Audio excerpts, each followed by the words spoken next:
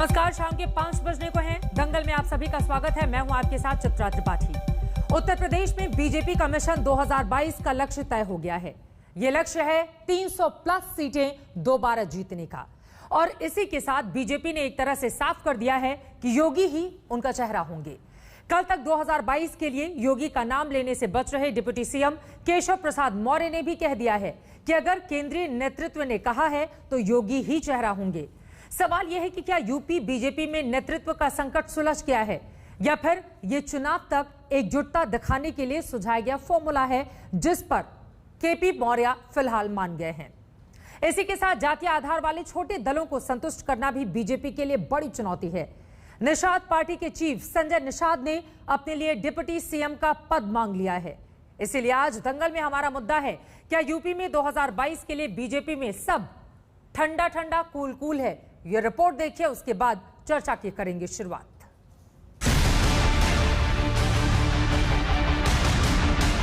इस तस्वीर के खींचने की वजह निजी हो या राजनीतिक, 2022 के संग्राम के लिए यूपी बीजेपी इससे बेहतर तस्वीर की उम्मीद नहीं कर सकती थी। जो केशव प्रसाद मौर्य यूपी का डिप्टी सीएम होते हुए भी इसी महीने कम से कम 3 मौकों पर यह कह चुके थे कि 2022 के यूपी चुनाव बाद केंद्रीय नेतृत्व पार्टी का चेहरा तय करेगा, वो अब राज्य के 300 प्लस के बीजेपी लक्ष्य को लेकर योगी आदित्यनाथ को ही यूपी का चेहरा बताने लगे हैं।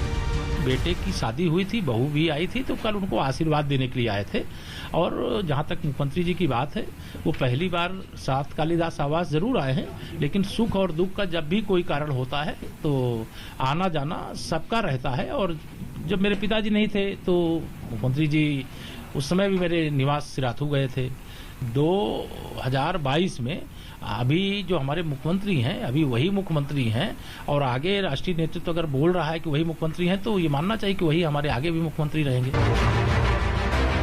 बीजेपी में इस महीने की शुरुआत से ही यूपी चुनाव को लेकर लखनऊ से लेकर दिल्ली तक मैराथन बैठकें हुई हैं और सवाल योगी मंत्रिमंडल में बदलाव से लेकर 2022 चुनाव के यूपी चेहरे को लेकर उठे थे। न सिर्फ केशव प्रसाद मौर्य बल्कि स्वामी प्रसाद मौर्य जैसे नेताओं ने चुनाव बाद पार्टी का चेहरा तय होने का बयान दिया था। प्रकार से योगी जी के नेतृत्व में काम हो रहा है, तो अगला चेहरा क्या योगी आदित्यनाथ ही होंगे सर? बिल्कुल होंगे। योगी जी के नेतृत्व में अच्छा काम हुआ, किसानों के लिए, गरीबों के लिए, मजदूरों के लिए अच्छा काम हुआ, कानून व्यवस्था बहुत अच्छी है वहाँ पे। और जो सपा बसपा के समय जंगल राज था, आज देखिए योगी जी के नेतृत्व में देश का सबसे बड़ा राज्य उत्तर प्रदेश में बिल्कुल कानून व्यवस्था ठीक है। वो हमारे मुख्यमंत्री हैं, मुख्यमंत्री रहेंगे। वैसे 2022 चुनाव की रणनीति बनाने में अभी बीजेपी की चुनौती खत्म नहीं हुई है। गठबंधन के साथ ही संजय निषाद ने तो अपने लिए डिप्टी सीएम का दाव खेल लिया है। संजय निषाद का दावा खारिज करने के लिए पार्टी के नेताओं को सामने आना पड़ा है।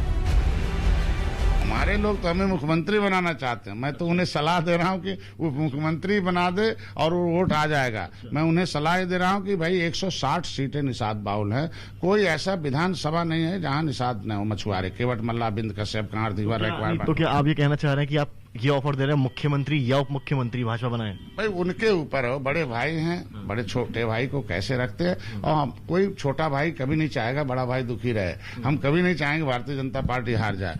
अब भारतीय जनता पार्टी की गति होगी या नहीं होगी, लेकिन निषाद पार्टी को अपने भविष्य की चिंता करनी चाहिए। वो भारतीय जनता पार्टी के सहयोगी दल है, इसलिए भारतीय जनता पार्टी उनका सम्मान करती है। लेकिन जब भारतीय जनता पार्टी नहीं रहेगी तो निषाद पार्टी कहां रहेगी? इसलिए उनका वजूद भी भारतीय जनता पार्टी पर ही निर्भर है। उत्तर प्रदेश में पार्टी एकजुट रखने से लेकर गठबंधन साथियों को साथ जोड़े रखने में ही बीजेपी के लिए जीत का मंत्र छिपा है। लखनऊ से समर्थ और शिवेंद्र श्रीवास्तव के साथ आज तक ब्यूरो।